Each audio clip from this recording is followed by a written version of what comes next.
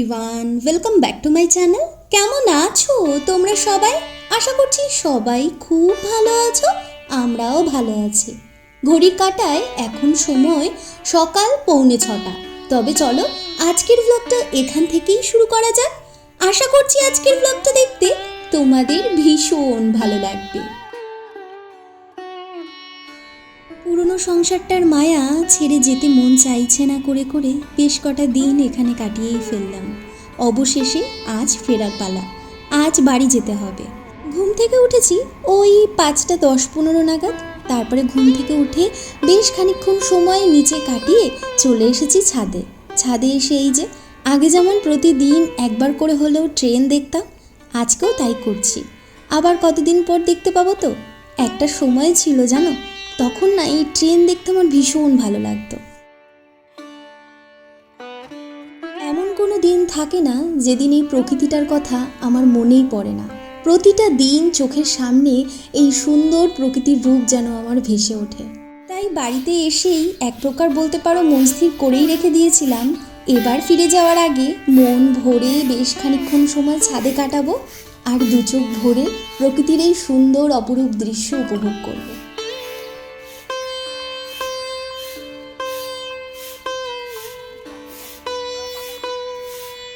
আমি যখন এখানে থাকতাম তখন সপ্তাহে 2 দিন করে আমি ছাদটা ঝাড় দিতাম। তবে আমি চলে যাওয়ার পর এই বড় দায়িত্বটা এখন মায়ের ঘাড়ে গিয়ে পড়েছে।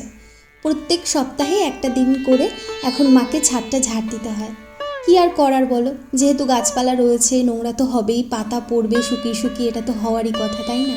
তাই মাকে এখন এই বড় দায়িত্বটা নিয়ে নিতে হয়েছে। এখন ছাদ ঝাড় দিচ্ছে আর বলছে, আমার মামন যখন ছিল তখন আমার এইসব দিকে তাকাতেই লাগতো না।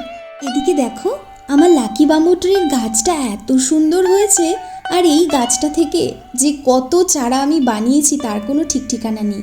এখন আমরা কলকাতায় যেখানে থাকি সেখানেও কিন্তু এর বেশ কয়েকটা চারা আমি বানিয়েছি নিজের হাতে। তবে বেশ কয়েক মাস পর এখানে এসে ওকে দেখে এটাই মনে হচ্ছে ওর অনেক পরিবর্তন হয়েছে, অনেক সুন্দর হয়ে গিয়েছে আগের থেকে। আর এক কথায় বলতে পারো মাতৃত্বের এক অপূর্ব সুন্দর স্বাদ ও উপভোগ করছে। পুঁই শাকের পাতার বড়া। পুঁই শাক। আর এইটা এই পাপড়টা বোন বানিয়েছে? হ্যাঁ, ও বেসন দিয়ে বানিয়েছে। কি দিয়ে বানিয়েছে? বেসন দিয়ে। ভালো হয়েছে কিন্তু জানো মা খেতে। তাই? ওই জন্য টেস্ট করতে দিলাম যে টেস্ট করে দেখো তোমার বোন কেমন পারে।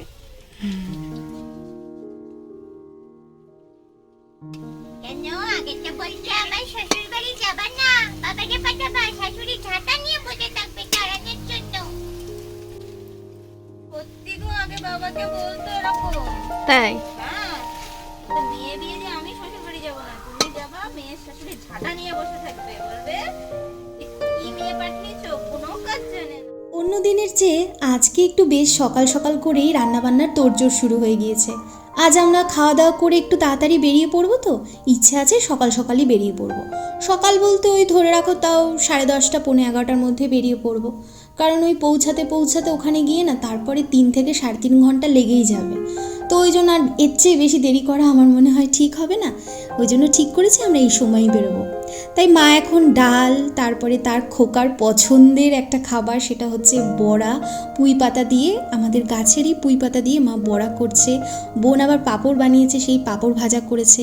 এছাড়াও না একটা তরকারি করেছে, তবে সেটা কিসের তরকারি সেটা এখনো পর্যন্ত শোনা হয়নি। তবে জানো বেশ কয়েকটা কাজ ভেবেছিলাম এখানে কমপ্লিট করে তবেই ফিরবো, কিন্তু সেটা আর অবশেষে হলো না। কি আর করার, আসলে কি বলতো, ওই পাখাটা ভেবেছিলাম পরিষ্কার করব, সেটাও আর হলো না, ওটা তো পরে মনে পড়লো। আর ভেবেছিলাম কি আলমারিতে যে অত শাড়ি রয়েছে সব শাড়ি একটু রোদে দেব। এই শীতকালেই তো শাড়িগুলো রোদে দেয়, তাই না? আগের বছরও দিয়েছিলাম জানো। আর যেহেতু এখন এখানে থাকি না, ঘরটা বন্ধ থাকে, তারপরে আলমারিটা ওরকমভাবেই মাসের পর মাস বন্ধ পড়ে থাকে, তো শাড়িগুলো তো নষ্ট হয়ে যাবে। সেই কথা ভেবেই ভেবেছিলাম শাড়িগুলো একটু রোদে দেবো। কত সুন্দর সুন্দর আমার শাড়ি রয়েছে জানো। কোনো একদিন সময় করে তোমাদের সাথে আমার শাড়ির কালেকশনগুলো শেয়ার করবো। হ্যাঁ, বিয়ের সময় উপহারের কিছু শাড়ি রয়েছে, তারপরে বিয়ের সময় নিজের জন্য পছন্দ করে কিনেছিলাম সেই সমস্ত শাড়িগুলো রয়েছে। আর এছাড়াও এই কয়েক বছরে টুকটাক করে তো কয়েকটা শাড়ি কিনেছিলাম। শাড়ি পরতে ভীষণ ভালো লাগে, কিন্তু আমি না একা একা শাড়ি পরতে পারি না, তো সেই কারণে হয় কি সেরকম একটা শাড়ি পরা হয় না আমার।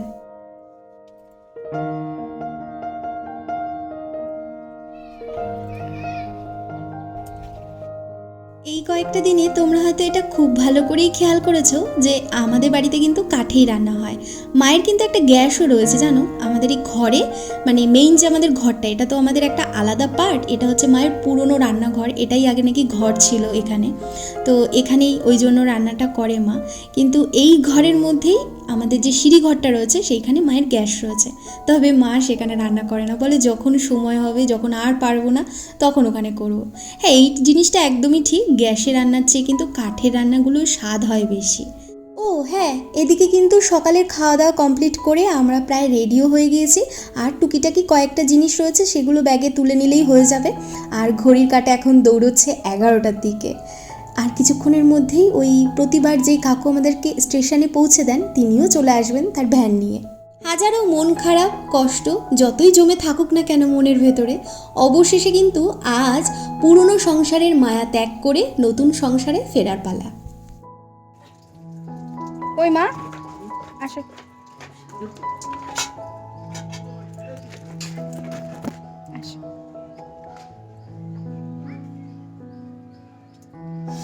তেল লাগাইছি না তো? আমরা এখন বেরিয়ে যাচ্ছি, তাই মায়ের সাথে আরেকটু কিছুটা সময় তোমাদের সামনে ক্যামেরা বন্দি করলাম।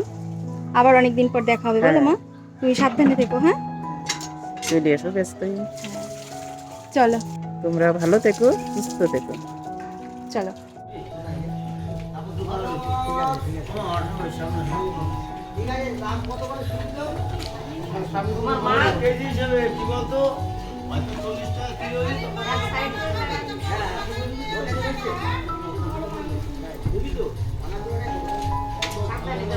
ওই যে বড় মা কি বলে?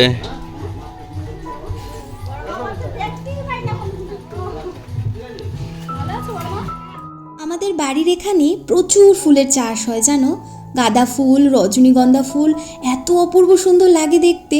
কিন্তু জানো, কখনোই না সেরকমভাবে এই ফুল চাষের সময় এসে ছবি তুলতে পারিনি, একটু ভিডিও করতে পারিনি, দেখতে পারিনি।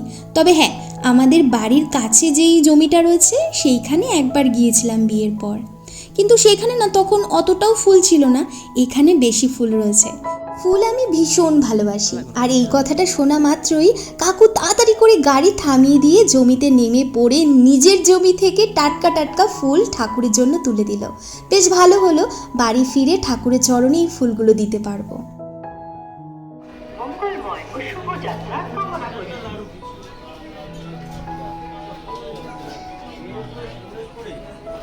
এইমাত্র জাস্ট বাড়িতে আসলাম আমরা, আর বাড়ি এসেই আগে আমি স্নান সেরে নিয়েছি, কারণ ভীষণ কষ্ট হয়ে যাচ্ছিল। মনে হলো যে স্নানটা করলে না শরীরটা একটু ভালো লাগবে। আর ভাইয়ের এক বন্ধুর বাড়িতে কালী পুজো ছিল, মানসিক কালী পুজো, তাই ভাইকে বলে দিয়েছিলাম একটু প্রসাদ আনতে, তাই ভাই আবার প্রসাদ নিয়ে এসছে। এসে আমি একটুখানি প্রসাদ খেলাম, আর বড়বাবু ও আবার একটু স্নানে গেল, ও এসে ও খাবে একটু প্রসাদ। আর ভাই তো বাড়ি থেকে আসার সময় স্নান করে এসছে, খেয়ে এসছে। তো এখন ঘড়ির কাটার সময় হলো 2:03। এখন আমরা দুপুরের খাওয়া দাওয়া কিছুই করবো না, ভাবছি একটু হালকা পাতলা কিছু খাবো। তো বাড়ি থেকে না মা ছাতু, কলা, দেখাচ্ছি তোমাদেরকে কত কিছু নিয়ে এসেছি। আবার আমার বাবা অনেক কিছু পাঠিয়ে দিয়েছে। তো মাছ টাছগুলো কি করেছি বলো তো, আমার শাশুড়ি মা ওই কই মাছ দিয়েছে, কই মাছ কেটে ভেজে দিয়ে দিয়েছে, সেগুলো ফ্রিজে রেখে দিয়েছি। আর কিছু সবজি দিয়েছে, ওইগুলো ফ্রিজে তুলতে হবে, ওটা এখনো তোলা হয়নি। আর আমার বাবা আবার ভাইয়ের কাছে ইলিশ মাছ, তারপর তেলাপিয়া মাছ, এইসব কিছু দিয়ে দিয়েছে, মানে আমি যা যা ভালো খাই, তো সেগুলো রেখে দিলাম এখন ফ্রিজে। আর এখন চলো তোমাদেরকে দেখাই যে দুই বাড়ি থেকে কত কিছু নিয়ে এসেছি। এবার একটু চা বসাবো আর একটু ছাতু মাখা করব। ছাতু মাখা বলতে চালের কুড় আছে না, চালের কুড়, সেই কুড়টাকে না আমার শাশুড়ি মা ওটা ছাতু বানায়। চালের খুদ, ও চালের খুদ, সেই চালের খুদ দিয়ে ছাতু বানিয়েছে। সেই ছাতু দিয়ে কলা দিয়ে গুড় দিয়ে মেখে, ওটা না খেতে আমার বেশ ভালো লাগে, নারকেল হলে আরো ভালো লাগে।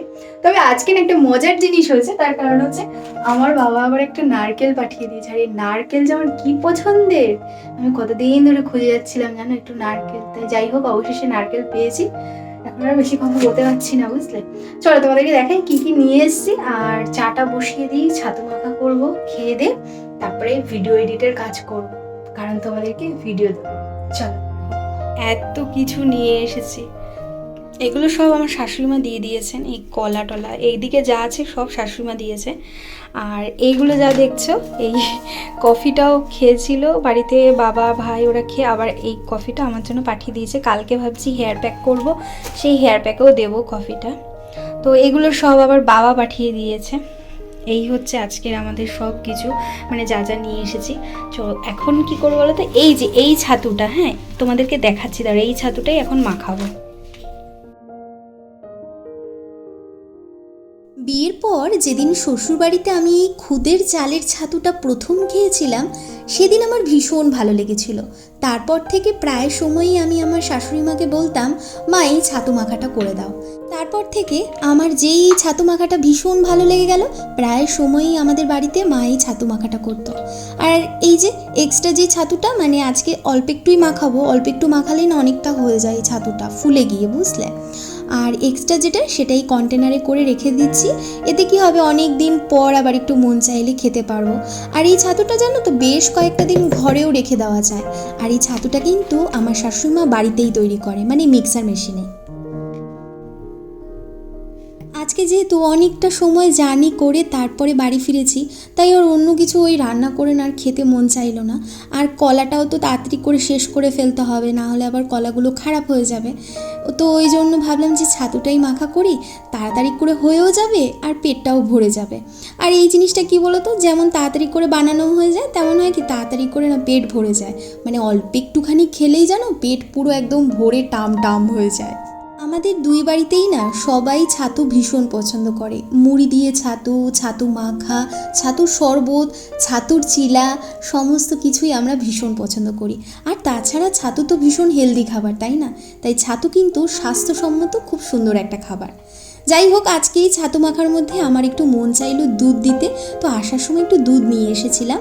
তো কি করলাম, চা করব একটু দুধ দিয়ে, আর এই যে ছাতুর মধ্যে একটুখানি দুধ গরম করে দিয়ে দিলাম। এই যে দেখতে পাচ্ছ কতটা শুকিয়ে গিয়েছে। এবার এখান থেকে সবার জন্য এরকম ছোট ছোট করে ভাগ করে নিচ্ছি, যে যেটা মন চাইবে সে সেটা তুলে নেবে, এই আর কি। এই ছাতু মাখার মধ্যে যদি একটু নারকেল পড়তো তাহলে অপূর্ব সুন্দর খেতে লাগতো, কিন্তু কি করব বলো, ওই নারকেলটা দিয়ে না খুব সুন্দর একটা পিঠে তৈরি করব। আর সেই রেসিপিটা তোমাদের সাথে অবশ্যই শেয়ার করব, সেই কারণেই ওই নারকেলটা আপাতত রেখে দিয়েছি। তবে চলো আজকের মতো তোমাদেরকে এখানেই বিদায় জানাচ্ছি। সবাই খুব খুব ভালো থেকো, সুস্থ থেকো। তোমাদের সকলের সাথে দেখা হচ্ছে পরবর্তী ভিডিওতে। ততক্ষণের জন্য তোমাদের সবাইকে টাটা।